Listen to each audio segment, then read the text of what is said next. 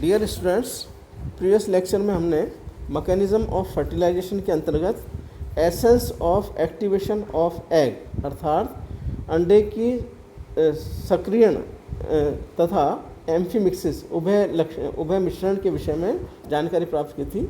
आज हम changes in the organisation of egg cytoplasm अर्थात अंडे के कोशिका द्रव के संगठन में परिवर्तन, errors and significance of fertilisation अर्थात निषेचन की त्रुटियां व निषेचन का महत्व के विषय में जानकारी प्राप्त करेंगे। Myself doctor Rajesh Kumar, department of zoology, SPC government college Ajmer. Now first, changes in the organisation of the egg cytoplasm. The process of penetration of sperm into the egg, beside establishing the process of activation of the egg and amphimixis, also causes several rearrangement in the component of the egg cytoplasm in many animals. अधिकतर जंतुओं में egg cytoplasm के component में का rearrangement हो जाता है। किस कारण? Penetration of the sperm into the ovum and amphimixis. As a result, compared to the situation in the fertilized egg, in the fertilized egg, fundamental alternation in the distribution of various constituents and organelles of the egg cytoplasm occur. अर्थात sperm penetration process is completed by 3 steps: activation of egg अर्थात अंडे का सक्रियण, amphimixis fixation अर्थात उभय मिश्रण स्थायीकरण, and changes in the organisation of the egg cytoplasm. Sperm penetration process activation of egg amphimixis को फिक्स करने के अतिरिक्त अंडाणु के कोशिका द्रव में संगठनात्मक परिवर्तन भी करता है, जिसके फलस्वरूप फर्टिलाइज्ड एग के ऑर्गेनाइजेशन में अनफर्टिलाइज्ड एग की तुलना में मौलिक परिवर्तन आ जाते हैं। एज ए कंसिक्वेंस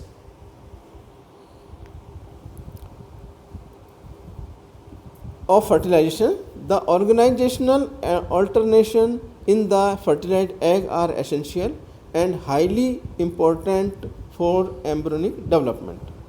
अर्थात फर्टिलाइज्ड एग के साइटोप्लाज्म के ऑर्गेनाइजेशन चेंजेस एम्ब्रियोनिक डेवलपमेंट के लिए आवश्यक एवं महत्वपूर्ण है और इन परिवर्तनों को मुख्यतः 3 भागों में डिवाइड किया जा सकता है।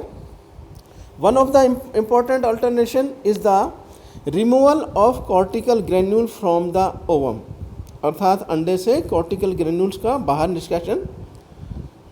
Second, changes in the periphery of the egg अंडे की परिधि में परिवर्तन। और third, replacement of the original outer egg surface layer by inner layer अर्थात आउटर सरफेस ऑफ एग का इनर सरफेस द्वारा प्रतिस्थापन।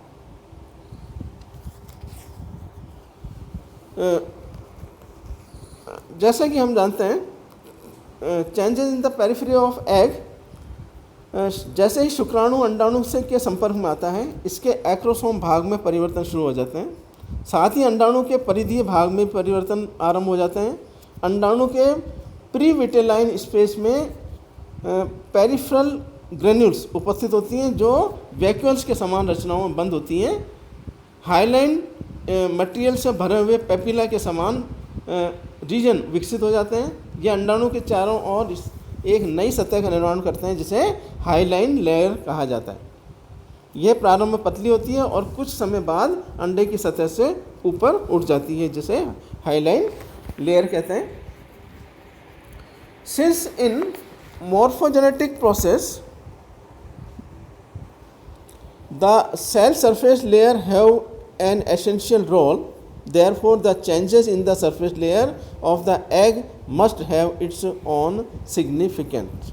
अर्थात एग साइटोप्लाज्म के विस्थापन के तुरंत बाद एग सरफेस में भी परिवर्तन होता है।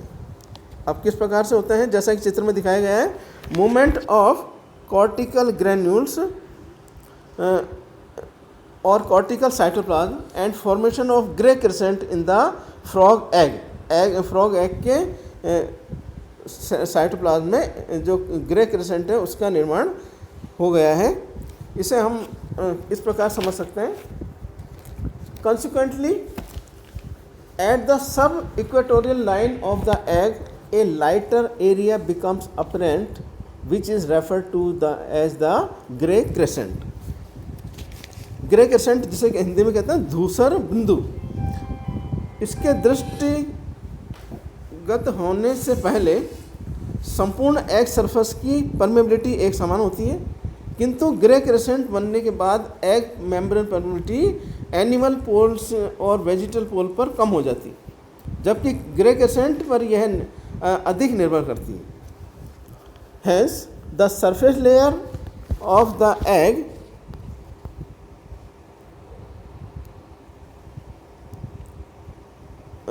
the surface layer of the egg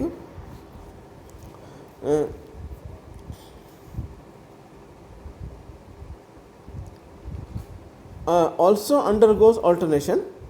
Before the appearance of the gray crescent, the entire surface permeability of the egg is similar, but after the formation of the gray crescent, the permeability of the egg reduces at the animal pole and ventral surface, and thus it becomes relatively more at the gray crescent surface.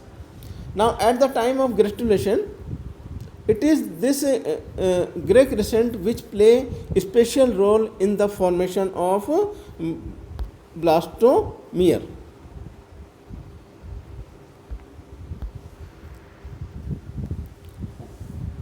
अर्थात grey crescent की ग्रेस्टुलेशन के समय blastopore निर्माण में विशेष भूमिका होती है। From the foregoing it is therefore evident that the future embryonic development is dependent upon the reorganization of the constituents of the fertilised egg. अर्थात निषेचन के फलस्वरूप अंडाणु के ऑर्गेनाइजेशन के चेंजेस पर भी भावी एम्ब्रियोनिक डेवलपमेंट निर्भर करता है। Now, errors in fertilization. निषेचन लगभग 100% इफेक्टिव प्रोसेस है। जनरली इसमें एरर्स नहीं होती। अत्यंत विकट परिस्थिति में त्रुटि होने पर डेवलपमेंट सामान्यतः आगे नहीं बढ़ता और जो जाइगोट है उसकी मृत्यु हो जाती है, किंतु एक्सपेरिमेंट द्वारा कुछ प्रकार की त्रुटियां उत्पन्न की जा सकती हैं, जिनमें मुख्यतः है पॉलीस्पर्मी,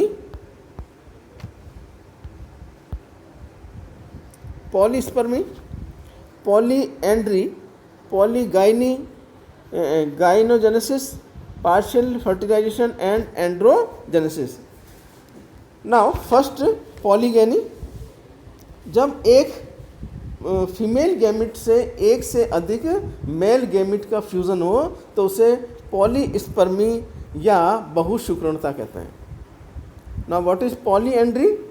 जब दो या दो से अधिक मेल प्रोन्यूक्लियाई फीमेल प्रोन्यूक्लिया से फ्यूज़ होते हैं तो इनमें डेवलपमेंट के दौरान एस्ट्रल रेस का निर्माण और 3 या 4 ब्लास्टोमियर्स का निर्माण होते हैं। इसे पॉलीएंड्री या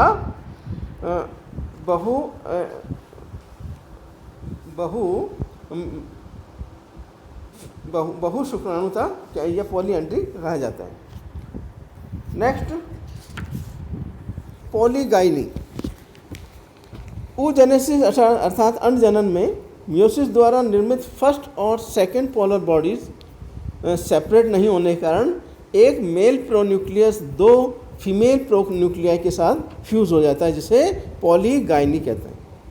नाउ गाइनोजेनेसिस, इस प्रोसेस में स्पर्म के ओवम से संपर्क में आने पर एग एक्टिव हो जाता है, लेकिन स्पर्म न्यूक्लियस ओवम न्यूक्लियस के साथ में फ्यूज़ नहीं होते हैं। Example nematodes.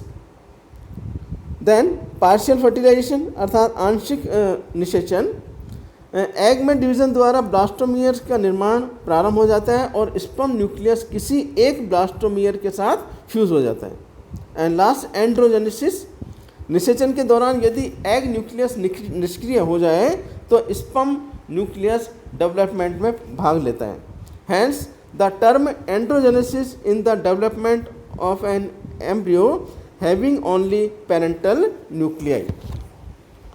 And last we discuss about significance of fertilization. During fertilisation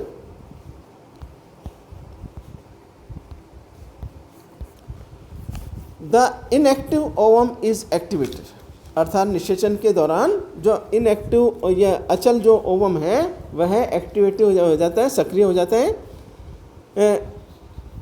as a result of fertilisation maturation of reduction division in the egg is completed. Maturation of reduction division अर्थात meiosis के दौरान जो reduction division है वह egg में complete हो जाता है निषेचन के परिणाम स्वरूप। Through fertilization the haploid male and female gametes fuse to form a normal zygote offspring. Fertilization के परिणाम स्वरूप अगुणित मेल और फीमेल गैमेट्स हैं वो फ्यूज हो जाते हैं, संगलित हो जाते हैं और एक नॉर्मल द्विगुणित ऑफ स्प्रिंग का निर्माण कर देते हैं। By fertilisation the hereditary characters of male and female parents intermix and as a result of spring inherits characteristics feature of the both the parents, अर्थात जो ऑफ स्प्रिंग है उसमें मेल और फीमेल के हेरिडिटरी कैरेक्टर्स विद्यमान हो जाते हैं, क्योंकि फर्टिलाइजेशन के दौरान हेरिडिटरी कैरेक्टर्स मेल और फीमेल के इंटरमिक्स होते हैं। Now last, as a result of fusion of male and female pronuclei, rejuvenescence of cytoplasm of the ovum occur. The point of entry of sperm into the egg establishes the future plan of egg cleavage. अर्थात युग्मक आने वाली पीढ़ी के लिए एक bridge का कार्य करते हैं। युग्मकों के केंद्रकों में अगुणित गुणसूत्र पाए जाते हैं। निषेचन के फलस्वरूप जायगोट में गुणसूत्रों की संख्या द्विगुणित हो जाती है और इससे गुणसूत्रों की सामान्य स्थिति सुनिश्चित हो जाती है। शुक्राणु प्रवेश विदलन के तल का निर्धारण करता है और शुक्राणु का प्रवेश मेटाबॉलिक एक्टिविटीज़ को प्रेरित करके डेवलपमेंट एक्टिविटीज़ का प्रारंभ करता है और अंत में अंडे की अक्ष अर्थात एक्सिस ऑफ एग के लिए नए तल न्यू प्लेन स्थापित हो जाते हैं। धन्यवाद। नेक्स्ट लेक्चर में हम पार्थेनोजेनेसिस के विषय में चर्चा करेंगे।